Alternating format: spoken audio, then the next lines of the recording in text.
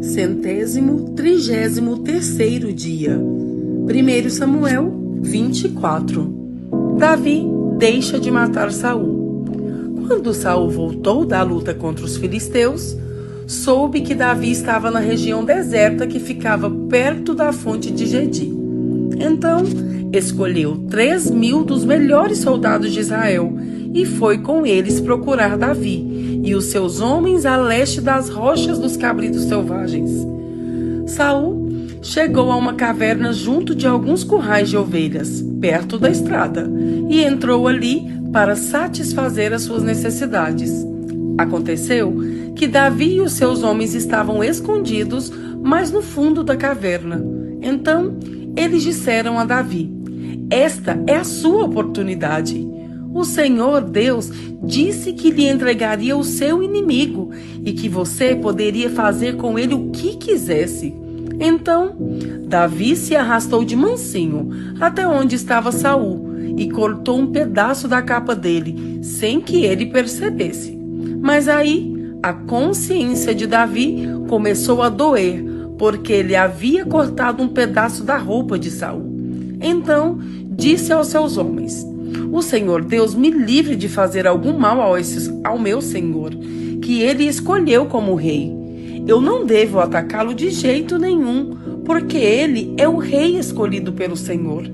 Assim, Davi convenceu seus homens de que eles não deviam atacar Saul. Então, Saul levantou-se, saiu da caverna e seguiu seu caminho. Davi saiu atrás dele e gritou: "Rei Saul!" Ele virou-se e Davi, em sinal de respeito, se ajoelhou e encostou o rosto no chão. Então disse: "Por que é que o Senhor dá atenção às pessoas que dizem que eu quero prejudicá-lo?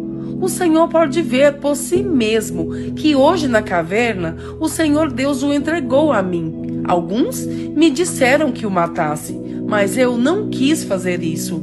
E disse que não levantaria um dedo contra o Senhor, pois o Senhor o escolheu para ser rei. Veja, meu pai, veja o pedaço da sua capa que está na minha mão. Eu cortei o pano, mas não matei o Senhor. Isso prova que eu não penso em me revoltar contra o Senhor, nem em fazer-lhe nenhum mal. Eu sabia muito bem que o Senhor está procurando me matar, mas mesmo assim eu não o ataquei. Que o Senhor julgue qual de nós dois está errado, e que ele castigue o Senhor pelo que fez contra mim, pois eu não vou atacá-lo de jeito nenhum. Como diz o velho ditado, o mal vem dos maus.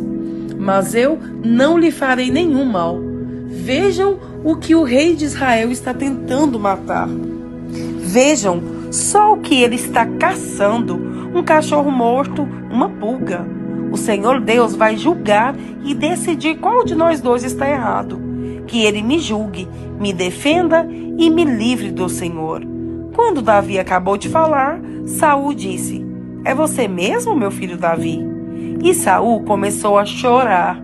Então disse a Davi: "Você está certo e eu estou errado. Mas tem sido muito bom para mim enquanto eu lhe tenho feito muito mal.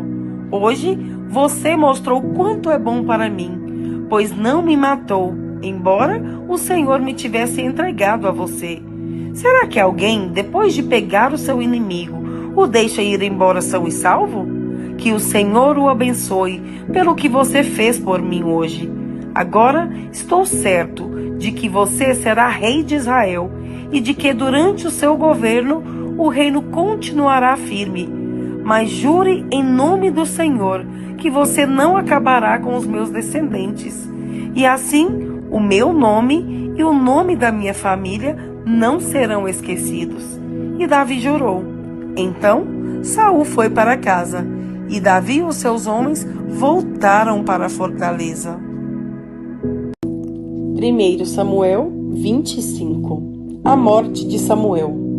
Samuel morreu, e todos os israelitas se juntaram e choraram a morte dele. Então o sepultaram na sua casa em Ramá, Davi e Abigail. Depois disso, Davi saiu e foi para o deserto de Parã. Havia um descendente de Calebe chamado Nabal, da cidade de Maom, que ganhava a vida na cidade de Carmelo. Ele era muito rico, tinha 3.000 ovelhas e 1.000 cabras. A sua mulher se chamava Abigail. Ela era bonita e inteligente, mas ele era mau e grosseiro. Nabal estava em Carmelo, cortando a lã de suas ovelhas. Davi estava no deserto e soube disso.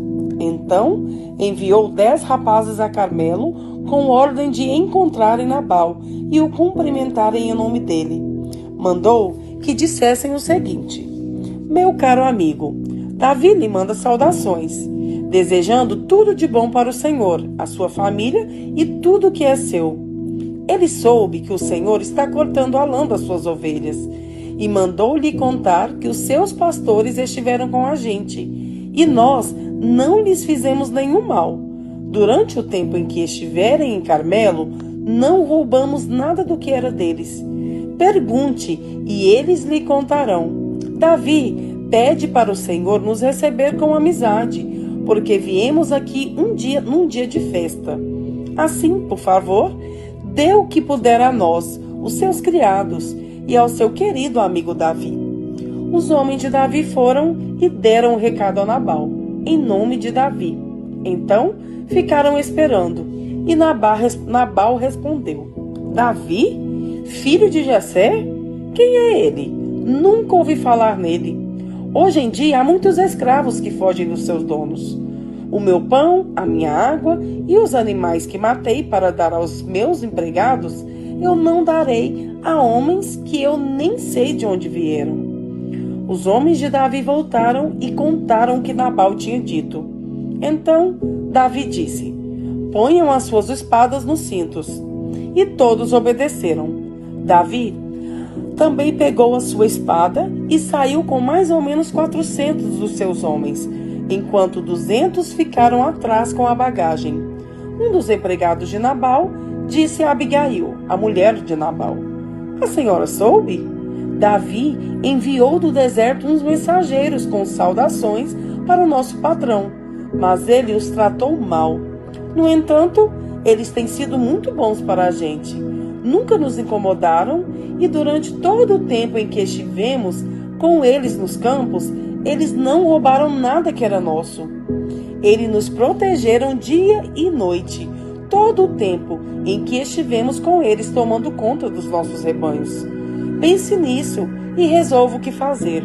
Isso poderá vir a ser um desastre para o nosso patrão e toda a sua família.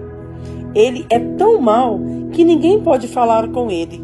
Então Abigail pegou depressa 200 pães, 2 odres cheios de vinho, 5 ovelhas assadas, uns 17 quilos de trigo torrado, 100 cachos de passas e 200 pastas de figos secos, e pôs tudo sobre jumentos. Então disse aos empregados: vão na frente que eu vou atrás. Porém, não contou nada ao seu marido. Abigail ia montada no seu jumento, e de repente, numa curva na descida, encontrou Davi e os seus homens, que vinham na sua direção. Davi tinha pensado assim: de que me adiantou proteger a propriedade deste homem aqui no deserto? Nós não roubamos nada que era dele, e é assim que ele me paga a ajuda que lhe dei? Que Deus me castigue se eu não matar até o último daqueles homens antes do amanhecer. Quando Abigail viu Davi, desmontou depressa, ajoelhou-se diante dele e encostou o rosto no chão, aos pés, dizendo: por favor, Senhor, escute-me, eu sou a culpada.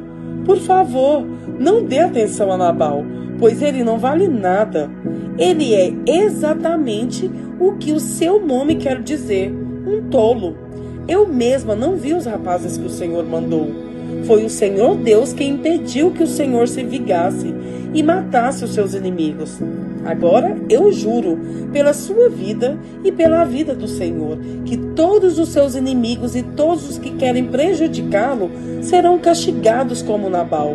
Senhor, faça o favor de aceitar este presente que eu lhe trouxe e o entregue aos seus homens.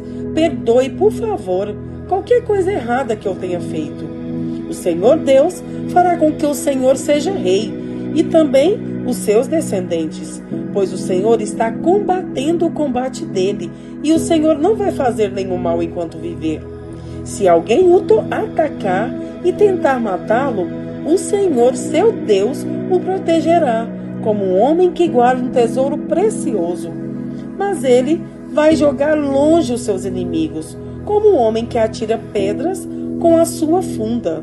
O Senhor Deus cumprirá todas as coisas boas que lhe prometeu, e o fará rei de Israel. E quando isso acontecer, o Senhor não terá motivo para se arrepender, ou sentir remorso por haver matado sem razão, ou por ter se vingado por si mesmo. E quando o Senhor Deus o abençoar, não esqueça de mim. Davi respondeu: Louvado seja o Senhor, o Deus de Israel, que mandou você hoje para me encontrar. Graças ao que você fez hoje e ao seu juízo, eu deixei de cometer um crime de morte e fui impedido de me vingar por mim mesmo. Que o Senhor Deus me livre de fazer algum mal a você. Eu juro pelo Senhor, o Deus de Israel, o Deus vivo, que, se você não tivesse se apressado e não tivesse vindo me encontrar, amanhã cedo todos os homens de Nabal estariam mortos, até os meninos. Então Davi aceitou o que ela havia trazido e disse: Volte para casa e não se preocupe.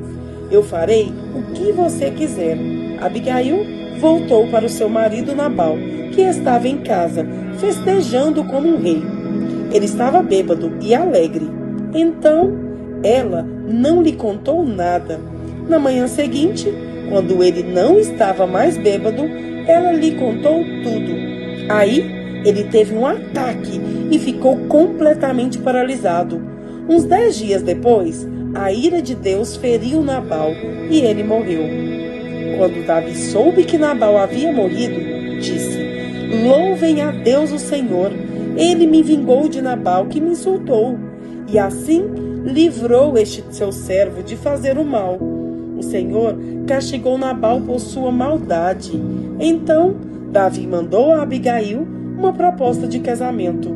Os empregados dele foram até Carmelo e disseram: Davi nos mandou buscá-la para que a senhora seja sua esposa.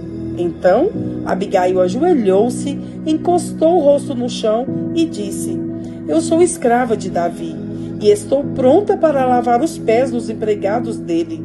Aí ela se levantou depressa e montou o seu jumento, e acompanhada por suas 5 empregadas, partiu na companhia dos empregados de Davi e se tornou esposa dele.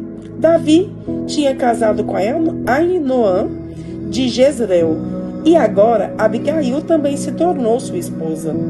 Nesse meio tempo, Saul tinha dado a sua filha Mical, que tinha sido esposa de Davi, a Palti, filho de Laís, da cidade de Galim. Salmos 74. Ó Deus, lembra do teu povo.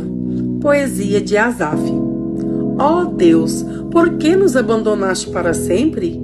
Por que estás irado com as ovelhas do seu rebanho? Lembra do teu povo, que há tanto tempo escolheste para ser teu e que livraste da escravidão para ser a tua própria gente. Lembra do monte Sião, onde moraste. Vem e anda sobre estas ruínas sem fim. Os nossos inimigos destruíram tudo que estava no templo. No teu templo, os teus inimigos gritaram de alegria, e ali puseram as suas bandeiras como sinal de vitória. Eles pareciam lenhadores cortando árvores com seus machados. Com seus machados e marretas, destruíram todos os enfeites de madeira. Arrasaram e incendiaram o teu templo. Profanaram o lugar onde és adorado. Eles resolveram nos esmagar completamente. Queimaram todos os lugares santos da terra de Israel. Já não temos os milagres que esperávamos.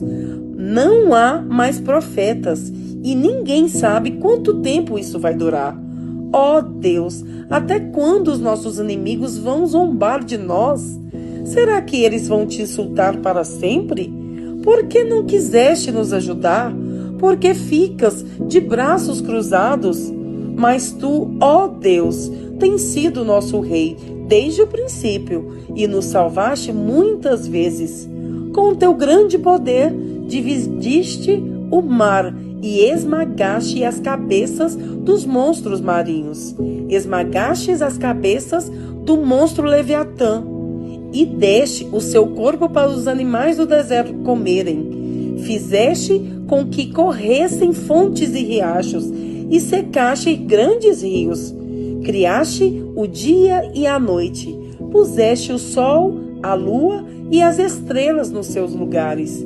Marcaste os limites da terra e fizeste o verão e o inverno. Ó Senhor Deus, lembra que os teus inimigos zombam de ti. Lembra que eles não têm juízo e xingam o teu nome. Não entregues o teu povo explorado aos seus inimigos cruéis. Não esqueças para sempre do teu povo perseguido. Lembra da aliança que fizeste, pois há violência em cada canto escuro do país. Não deixes que os perseguidos sejam humilhados, mas permite que os pobres e os necessitados te louvem. Levanta-te, ó Deus, e defende a tua causa. Lembra que gente sem juízo zomba de ti o dia todo. Não esqueças os gritos de raiva dos teus inimigos, nem do barulho constante dos teus adversários. Salmo 75. Deus, o juiz justo. Salmo de Asaf. Canção ao regente do coro com a melodia de Não Destruas. Nós te damos graças, ó Deus, nós damos graças, anunciamos a tua grandeza e contamos as coisas maravilhosas que tens feito. Deus diz: eu marquei um tempo certo para o julgamento e julgarei com justiça. Ainda que a terra trema e todos os seus moradores estremeçam, eu manterei firmes as suas bases. Digo aos maus que não contem grandezas, que não sejam orgulhosos, digo que parem de se gabar do seu poder e de falar com arrogância. Pois o julgamento não vem do leste nem do oeste, nem do norte nem do sul. É Deus quem julga. É Ele quem declara que uns são culpados e os outros são inocentes. O Senhor Deus tem na sua mão uma taça cheia de vinho forte da sua ira. Ele serve o vinho e todos os maus o bebem. Bebem até a última gota. Porém, eu sempre falarei a respeito do Deus de Jacó e lhe cantarei louvores. Ele quebrará o poder dos maus, mas o poder dos que obedecem a Deus crescerá.